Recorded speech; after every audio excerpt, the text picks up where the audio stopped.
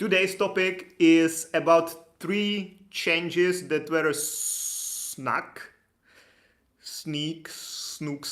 whatever, that were snuck into some other laws because the immigration law hasn't changed. It was supposed to get updated this year, but because of the political situation, that didn't happen, or so far. But there are still 3 changes that happened that were kind of included into other laws and that are affecting immigration matters in the Czech Republic as well.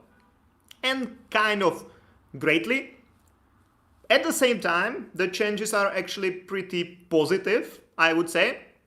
So it's not that much about like sneaking something stupid into some other laws, which you might expect, but it's actually changes that might be useful. So I want to take you through those right now. First is that if you have a standard employee card, until now you could only be unemployed for up to 60 days. And if you didn't report a new employer to the ministry within those 60 days, then your employee card would be cancelled and you would have to leave the Czech Republic. And this is first great change that happened. Now you will have 90 days, or you actually have 90 days already. So now if you have a standard employee card, you lose your job or you leave your job, you don't have 60 days to find a new job, but you have 90 days to find a new job, which is, in my opinion, great, especially because the change of employer rules changed as well, and it in some cases made it very difficult to make it in those 60 days, or made it risky basically. So the 90 days are way more reasonable in my opinion. So that's first change which is already effective, and that's a great change. One note here though, if you already have the change of employer like in process and your employment was terminated on or before the 1st of August, you still are under the old conditions, so 60 days apply in your case, but from now on the 90 days apply, which is a great change, number one. Change number two is that happens regularly. That's not something completely new, but okay. It's a bit complex, so I will try to just not tell you the news right now because that would be kind of out of context. So let me put it into perspective. So now if you're applying for some type of residence permit, especially the business residence permit or family reunification based on the business one, or in some cases students, basically wherever you have to prove that you've been making enough money on monthly basis. That can also be the partnership visa, that can be students, that can be other types of residence permits as well. There is always some minimum amount of money you need to be making to be able to get the residence permit. And there is a calculation for how much it is that you need to be making, because it's not one number for everyone. It's a basically addition of 2 things. One is your accommodation cost, and second is something called not like livable minimum, substantial minimum, which is a theoretical amount of money one person needs to live in the Czech Republic or to survive in the Czech Republic for 1 month. So you put these 2 together, and based on where you live, how big is the city where you live, how many family members are in your family, then you get the number you need to be making. And if the ministry, or the important bit there is that if the ministry knows how much you pay for your accommodation, meaning that as part of your application, for example, you submit your lease agreement, so the ministry clearly sees the rent and the utilities, all that, they will calculate with that amount. But if they don't see that, if you, for example, submit the proof of accommodation form, then they will calculate with some general amount of money. And this is what's changing. And there are basically 2 changes involved. And one is that they started using a different method of calculating this. There used to be just like normative accommodation cost, like some official table depending on the city where you live, how big it is, which gave you the exact number. But now it's a combination of 2. One is like this, the same thing, but then also like an energetic, or not energetic, like utility fix or something like that, that basically they combine these two numbers together and then you get one number which you calculate with. And so that's first change, that they changed the way how they calculate it. And second is that it actually means a very significant drop. So before this change, if you were a single person and the ministry did not know how much you pay for your accommodation, they would calculate with around 18,000 crowns. 18. So they said if you're a single person, you need 18,000 crowns to live in the Czech Republic. Pay for accommodation, I mean. Now, with this change, they lowered that basically to 13 something.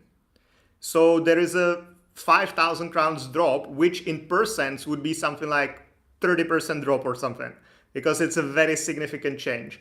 And that's actually good news, because the income you have to prove is now, say, 5,000 crowns per person lower monthly, which for some people can be, or for many people actually, can be a difference between getting a residence permit or not getting a residence permit. So that's also a very good change. One thing there that I have to say kind of is that this number changes regularly.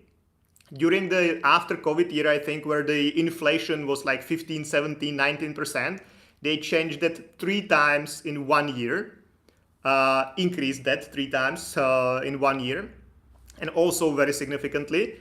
Now, within the last year, I believe they only changed it like once.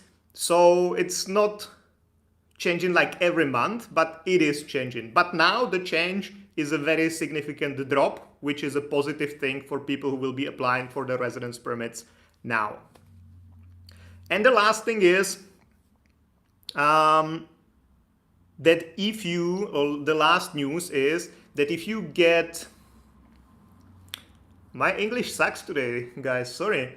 If you get convicted from a serious crime in the Czech Republic, now your residence permit will be cancelled. And that's also kind of significant, because before then it could be cancelled. Now it will be cancelled.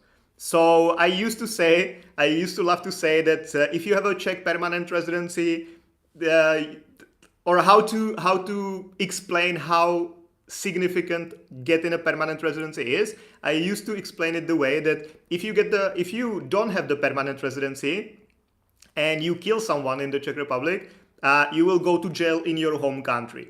But if you have the permanent residency and you kill someone, you will go to Czech jail. So you basically will be treated like a Czech citizen-ish from this perspective. But this no longer applies, because now if you commit some serious crime, you will be deported. So that's a significant change there as well, because this should apply. Of course, I'm not a criminal law expert, so that there might be some other implications to that as well. But basically the change now says that your residence permit, whatever type of residence permit it is, will be cancelled if you get convicted for a serious crime. So I actually don't know if they will keep you in Czech jail, but once you like finish the time, you will be deported, or if they deport you right away. But that kind of does not make sense, because then you will probably not go to jail in your country for a crime you committed in the Czech Republic. So hard to say. Also, I hope that none of you watching is a criminal that will like murder people here. So hopefully we'll never find out. But this is also a change that's been updated now. So that's it, guys. Those are the three news. Maybe one more, which I didn't advertise, but one more change is that the monthly payments for Social Security and healthcare will be increasing for freelancers from next year, and pretty significantly. I think like 1,000 something again. So I've heard someone saying that the increase in the last 2 years was higher than the previous increases in 15 years. So it's pretty significant, and it will be happening from next year. but I will definitely do another video just specifically on this topic, because a lot of our clients are freelancers, so this is pretty important for all of them. So when we actually get to the point that it will be increasing, I will definitely do a separate video on that, but why not mention it now as well? So guys, if you have any questions about this topic, so these 3 changes or 4, let me know in the comments or in the chat. I'll be happy to answer those. If you don't, then I will go to the joiners section and I will do a live Q&A session there. So if you are not a joiner, go join now. $8 a month and you get 8 live streams with me directly, one-on-one, answering all your questions. So basically a consultation with me for $1. Yeah. So thank you very much, guys. I don't see any questions. So thank you very much for watching. If you thought or if you think that these changes might affect someone you know, please share it, comment it, share the information, and maybe see you in the joiners area soon. And if not, I'll see you on Monday, Thursday, until the end of the world. Good night, guys. Bye-bye.